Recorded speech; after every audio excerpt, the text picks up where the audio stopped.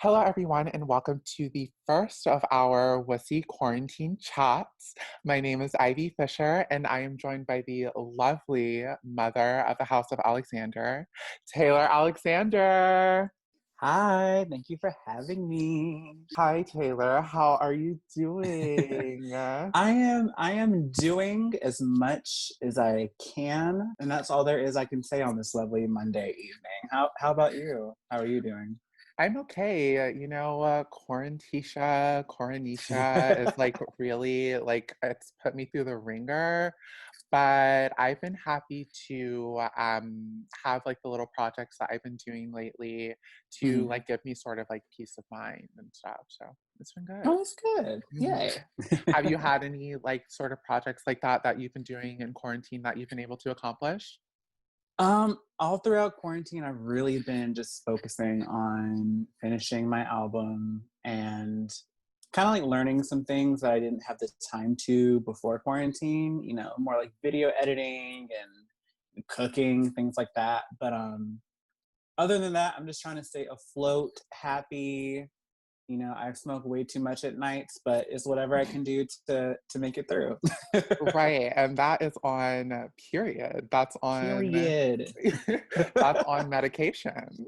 So tell me about the newest projects that you just put out because I saw tennis courts, I saw theatrics, I saw everything. I had made a schedule for myself last year because I knew I was going to put out an album, and the goal was to tour in the fall and do all these things. And obviously quarantine came and was like, nope, I'm snatching all your gigs. So I was like, okay. But I knew I wanted to put out the first like real single for my album. And I knew it was gonna come out in June. And I had this whole like idea. It was gonna be like tennis court themed because I used to play varsity tennis back in high school, Serena. Um, Black excellence. and then COVID was like, nope. So I was like, all right, I still have to do this video. So I did it really DIY. But we shot it in like 3 or 4 hours. I edited it in 2 weeks, and then it came out last week in Paper Magazine. So yeah, it's been interesting because it's very like usually I like work on a music video. I hold it for like a few months. Like for Romeo that came back in February, we Mhm. shot that in like the first day of December. And so it was like, all right, I got this for 2 months, 2.5 months. I'm just chill. But this was like, a 3 or 4 week period. So it's been fun. Yeah, it was a lovely, lovely video. Anytime that Thank you put out a you. video, I am always like the concepts are there. Do you have any other like coping mechanisms that are getting you through this, or are there any other creative practices that you've been able to latch on to? Usually my coping mechanisms or how I like, try to make it through tough times is by like performing and doing drag. But Mhm. I think, as we both know, the online kind of drag scene is so dry, and like some shows you're like, oh, I made so much money. Then some shows you're like, where to go? So it's just Yeah. like trying to do that, like during where I can't even interact with like audience people in real life. I've had to kind of push that to the side. So my coping mechanisms are like trying to dedicate myself to doing like at least one task or one thing a day. So if it's cleaning my house, I'm gonna clean my house. Some days I miss the mark, and some days I stay in bed smoking too much weed. But it's all we can really do, especially as like Black trans people trying to like exist in this moment. So it's just like, Hmm. if that's what I got to do, I'm gonna smoke that blunt. Period. Because we only smoke girl blunts around here. Yes, so many people do not understand what that song. I think they think like "girl blunt" is like code for something, Yeah. and I'm just like, it's just It's a just girl it's blunt. just a girl Just blunt. don't question it. It's not that deep. So I know that you have a few other events coming up. Do you want to talk a little bit about those? Yeah. So 404 Air is a show that kind of came into fruition like the first, I guess, uh, month that we were really in quarantine. Everybody was like, every drag performer was like, how am I going to do this? How am I going to do this? And that's when like everybody was like hopping on Facebook Live and Instagram Live, like, we're going to do shows here. And then we realized it wasn't that fun or great. Yeah. So we were like, what could we do? And so I was like, let me I think House of Alexander could just spotlight like Atlanta performers because there's a lot of us, and kind of like to use the people who had already signed up to do the Amen competition for Amen, the show that I run at Church on Edgewood. I was like, well, I still want to give y'all like a space to perform or like to get tips and money. So we kind of did that. And it was very fun and successful. It was probably one of the more successful kind of like cast drag shows that I've been a part of since quarantine. So that's fun. It's a good collection of people. We have another one coming in July, and we're just gonna keep doing it until the clubs are safe to come back.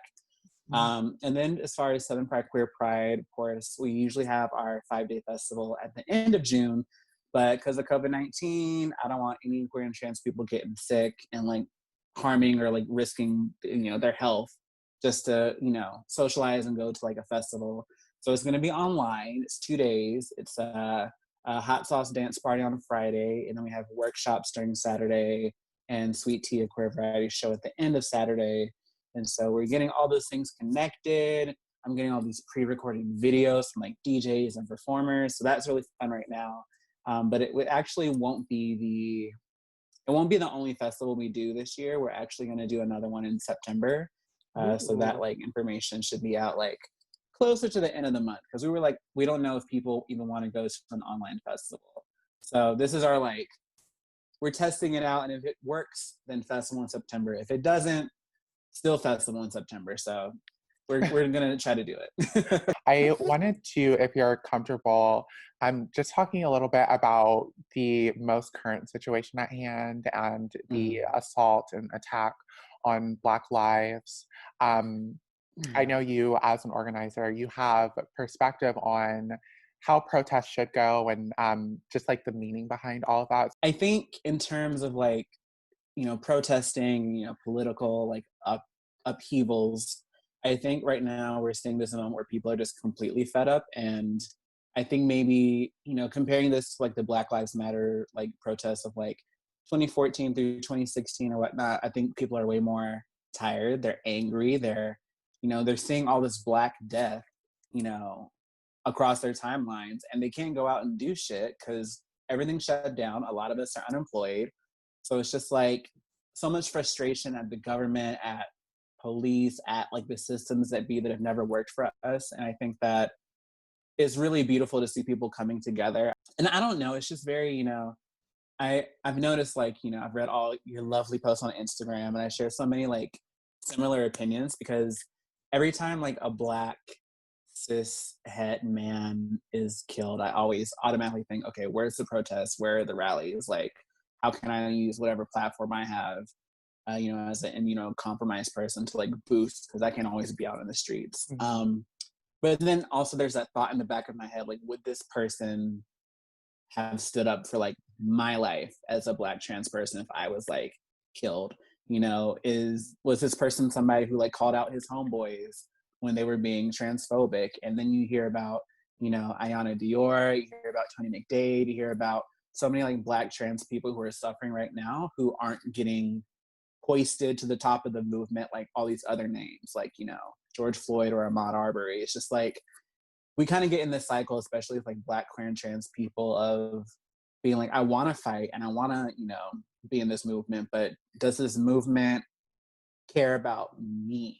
And like, does it deserve my energy? And I know so many like Black trans people who are just like, I'm gonna sit my ass at home because I know they would not march for me. Of course. Yeah. And I also wanted to add to your point that it's not Black people's job to find these answers. Like, we are not the ones that can pull ourselves out of this societal like sinkhole.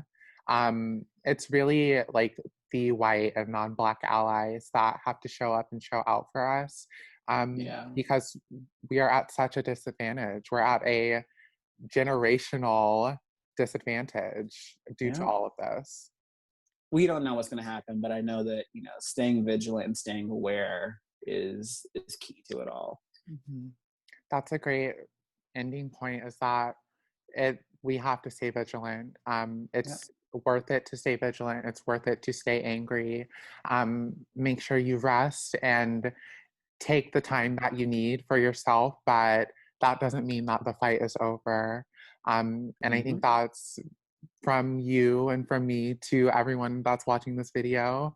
And yeah, it's really important to stay on your shit.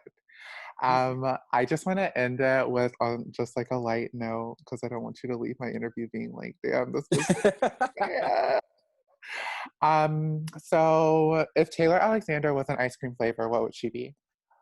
Oh my god. I would be the most diabetic flavor of butter pecan.